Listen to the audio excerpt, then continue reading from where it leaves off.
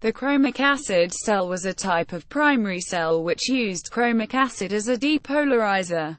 The chromic acid was usually made by acidifying with sulfuric acid, a solution of potassium dichromate. The old name for potassium dichromate was potassium bichromate, and the cell was often called a bichromate cell. This type of cell is now only of historical interest.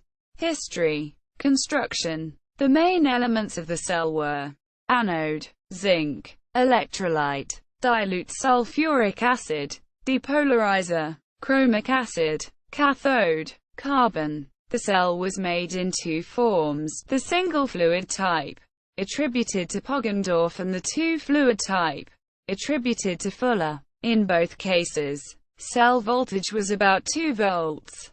Poggendorff cell. The cell was set up in a long-neck glass bottle with a zinc plate located between two carbon plates. The electrolyte and depolarizer were mixed. The mixture would dissolve the zinc plate even when the cell was not in use. So there was a mechanism for lifting the zinc plate out of the liquid and storing it in the neck of the bottle. Fuller cell. The cell was set up in a glass or glazed earthenware pot. This contained the chromic acid solution, the carbon plate, and a porous pot.